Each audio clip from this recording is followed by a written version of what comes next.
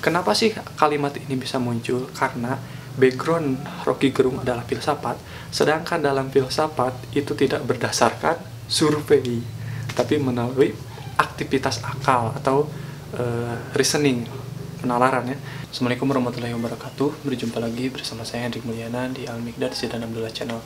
Ada hal menarik kemarin di ILC ketika Ngabalin menganggap Rocky Gerung hanya menyebarkan kebencian kepada publik. Nah, apa saja sih yang dikemukakan oleh Rocky Gerung? Poin pertama adalah yang saya tangkap, menurut Rocky Gerung, pikiran publik itu jangan ditagih lewat survei. Jadi, begitu banyak pikiran yang tidak bisa disurvei menurut Rocky Gerung. Sedangkan mungkin menurut Istana, bahwasanya ya cukuplah sebarkan survei, maka itulah yang akan menjadi jawaban atas pikiran publik. Padahal menurut Rocky Gerung, pikiran publik itu begitu banyak yang tidak bisa disurvei. Apakah kita mau percaya dengan survei atau percaya dengan pikiran kita? Kemarin saja waktu ada pemilu antara Ridwan Kamil dengan Asyik hanya diprediksi 7%. Pada hasilnya Asyik melampaui Dedi dan berdekatan dengan Ridwan Kamil. Bukankah survei itu telah terbukti tidak mewakili pikiran dari publik?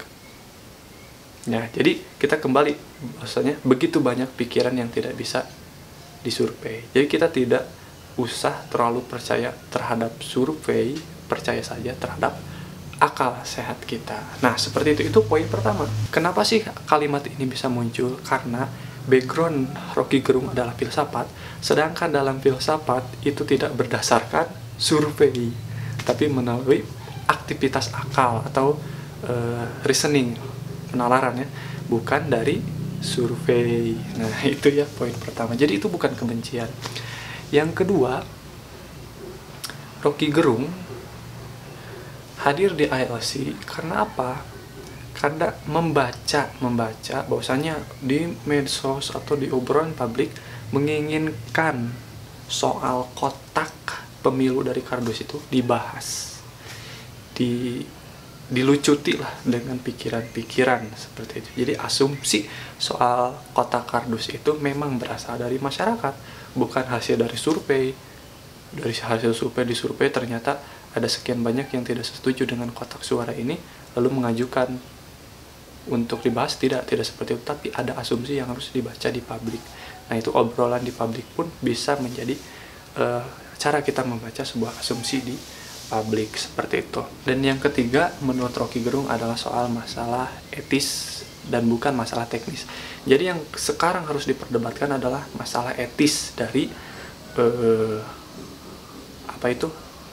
pemilihan umum, entah itu dari kardus atau apapun, tapi kepercayaan masyarakat terhadap pemerintah itu harus dimunculkan, tidak boleh dikendalikan oleh opini penguasa. Jadi kata penguasa, ya udah masyarakat juga kok setuju semuanya, padahal itu hasil survei saja. Sedangkan hasil survei tidak banyak pikiran orang yang tidak bisa disurvei ya. Jadi begitu banyak pikiran orang yang tidak bisa disurvei, maka penguasa memaksakan bahwasannya ini publik menginginkan juga atau menyetujui juga hal demikian. Nah, itu jangan dikendalikan oleh opini dari penguasa. Nah, seperti itu. Public etis harus dikendalikan dengan akal sehat, bukan dengan ngamuk-ngamuk. Nah, di sini kita melihat bahwasanya Ngabalin menyatakan, ya kita juga menjunjung nilai, kemudian kita juga menjunjung tentang kewenangan KPU. Nah, di situ kemudian saya menyebarkan rasa optimisme dan dan positive thinking gitu untuk kualitas demokrasi yang baik. Nah, seperti itu ya dari Ngabalin seperti itu. Jadi memang ada hal demikian, tapi cara menyampaikannya itu dengan ngamuk-ngamuk, kemudian dengan logika atau penalaran publik yang keliru. Jadi seakan-akan semua hanya bisa disurvei seperti itu. Dan kemudian menyimpulkan, mengerucutkan lagi bahwasannya RG hanya menyampaikan kebencian.